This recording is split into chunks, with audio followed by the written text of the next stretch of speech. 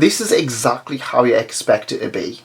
Join me and find out if this is worth reading. So, what happens when you're just minding your own business, you're gonna go to the pub, and then you wake up naked in another world? Yes, our protagonist in Book Naked in Another World soon finds this is the case as he is transported into this strange new world without any clothes. This man wakes up on the forest floor and almost immediately he's captured by a lowly goblin and sent to work chopping wood. Treated pretty much as a prisoner, as a slave.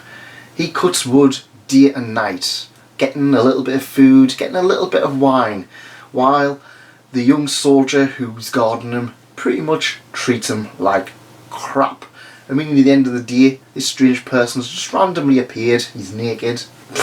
You know, what else are you going to do? Make him chop wood. That's right. And I'm not going to lie, the start of Book Naked in Another World, it started off rather well. I was enjoying the first 100 pages or so of Book Naked in Another World. But Book Naked in Another World falls into a lot of problems. Now, one of the things I'm going to really commend this series for is, rather than focusing on the usual aspect of gotta defeat the Demon Lord, gotta defeat this, such as in Dragon Quest or most D&D campaigns, this one feels a little bit more like Monster Hunter. And this series pretty much constantly refers back to Monster Hunter as a reference, which, you know what, I'm absolutely fine with. We don't see that many titles that inspire themselves from Monster Hunter, even though that's a huge, massive title. I'm sure Cooking and Game in Another World is probably going to be another one. If you do know any that is inspired by Monster Hunter, let me know in the comments, and I would love to check them out, because it's something I kind of want a little bit more of, rather than just this copy-paste Dragon Quest. I love Dragon Quest, but you know, I kind of need to have something a little bit different than just Dragon Quest 24/7. After a few weeks in Another World, the young man is finally thrown in prison. That's right, he punches the soldier out, has a fight with him, and is thrown in another prison. There he discovers a young girl, and he watches her. He keeps an eye on her. He watches everything, including her having a poo. That's right, this is the quality of entertainment we're getting in Book Naked in Another World. The village chief, a beautiful elf woman, comes over and is just like, look, we've seen the work you're going to do. We've seen you are quite capable. You are quite strong. We're going to give you a house. And you're going to marry this other girl who's in prison with you. And he's just like, fine. And that's where the problems with Book Naked in Another World start. It's not this whole idea of this character being naked all the time. And what, in fact, I actually found the jokes of him, no matter what happens, no matter how many clothes he gets, that he always ends up stripped for whatever reason and loses the clothes. I found that to be quite humorous, because hey, that's the hook. One of the problems with Book Naked in the Other World is that so many things happen to him that kind of just happen, and we kind of don't get an idea of what this character is. He keeps coming back and just goes, oh well, I've worked in so many different places, but I've never held down a steady job. And in other series they would use that to an advantage. For example, Yuna in the Haunted Hot Springs, the guy is constantly being possessed by all of these different ones. So he was like, oh well, I was a ping pong champion because I was possessed by a ping pong champion, and I learned how to use a spear because I was possessed by a feudal lord. This guy's just like, oh yeah, I worked in Greg's for a few months, and I worked in Waterstones for a few months, and I worked in a sewing factory for a few months, and he's just kind of like, and he's just kind of like, yeah, And he's just kind of like, yeah, I'm reminded of that, and then the story just continues on without that even affecting anything. The only thing I kind of felt that affected him was that he was working in a karate dojo, and he knows karate and he knows some martial arts, which, fair enough, that builds onto his character. But all of these other jobs that he keeps referring back to, I kind of never really felt anything from it. His relationship with his wife is strained. I'm not surprised. At the end of the day, they're just being kind of thrown together, and he becomes a hunter for this small village. There he befriends the legendary scale killer woman, who befriends him. She finds that he's pretty competent in what he does, and they take down a wyvern. I'm not gonna lie. There's so many things happen in this volume. There's quite a lot of pages, about 300 pages actually, and I'm just kind of going to see what happens, because hey, you're probably not going to read Buck Naked in Another World. And I don't know about this series. It's like, it kind of like, there's so many things, and you know what, if this was probably a little bit shorter in volume 1 just to keep me going, I probably would have been excited enough to pick up volume 2, because the first volume of Buck Naked in Another World drags itself. There is so many stories that take place.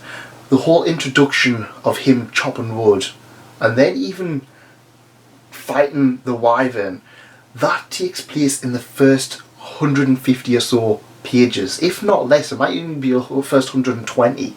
After that, he goes to another city, another town, and that's dragged out with these characters.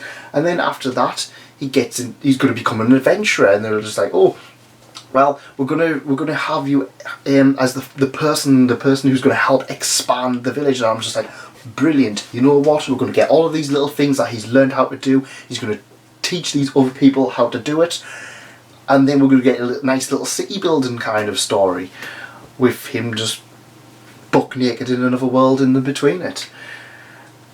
But we never got that. In fact, spoiler alert, he becomes a slave. That's right.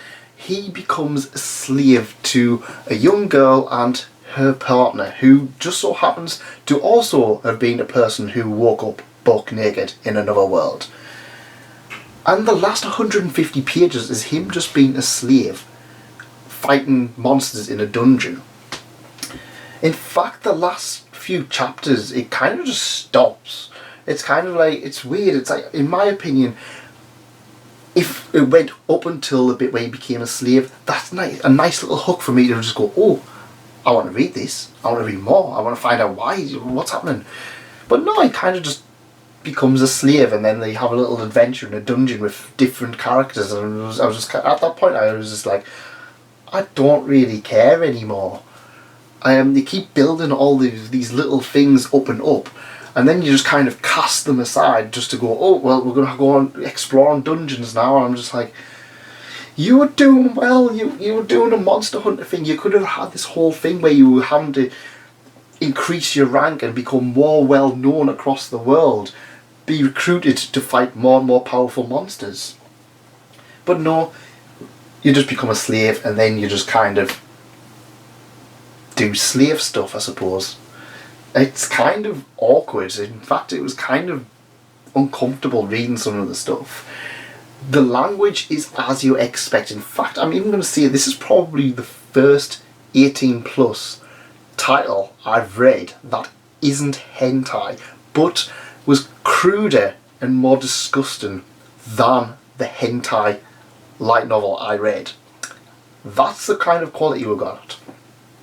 We've got so many penis jokes, which, let's face it, I was kind of expecting with a title called Buck Naked in Another World. But then there's other stuff, there's all these other little things where he's just going, well, I had to pleasure myself because I was bored. And then you're just like, oh, my little Samson was there, he was rising to attention. And I was just like, there's children here. In fact, there's one joke where he's kind of just like, oh, I need to keep it down because there's this child nearby. And I was just like, why? Why do we even need this? This doesn't, you could have cut all of this. You could have, it's like, It could have just been like, oh, it's a little bit nippy out, and it's like, oh, I was the blood rushed into me or whatever, and it just kind of goes a little bit too in depth. For example, his wife, the first thing, all I kind of remember from his wife is that she was a little bit timid of him and he saw her pooing. That's all I remember of this character who's on the front cover, who appears for about 10 pages.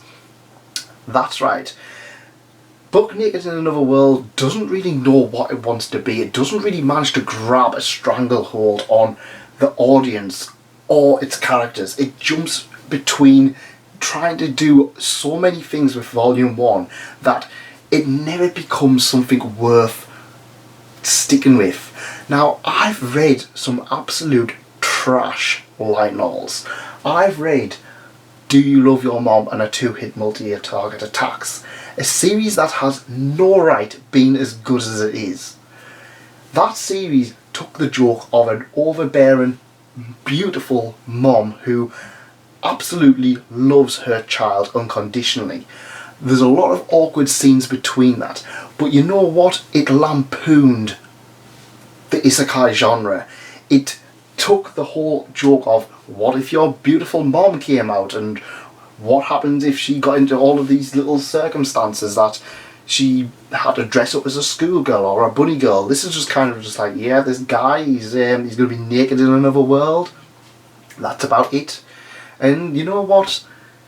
I'm not going to say this was truly bad. I'm going to give it the benefit of the doubt that this was not a truly bad series. If it was truly bad, I wouldn't have even finished Volume 1. But I'm not going to pick up Volume 2 because there's so many titles that are worth my time. And this did not do well enough, in my eyes, to warrant me picking up any more. And that's a huge shame, because if this had stopped with the cliffhanger of him becoming a slave, I probably would have. But this stopped in the middle of a dungeon randomly, then had some other spin-off stories at the end for some of the other characters, including his wife and one of the girls he managed to recruit. But I had no inclination to pick up where it stopped at all. Buck Naked in Another World is a disappointing title, which is a shame, because it sounds like a disappointing title that could be stupidly good. But that's just my opinion. If you liked it, let me know in the comments, and I will see you next time. Thank you for coming, and thanks again for staying. Goodbye.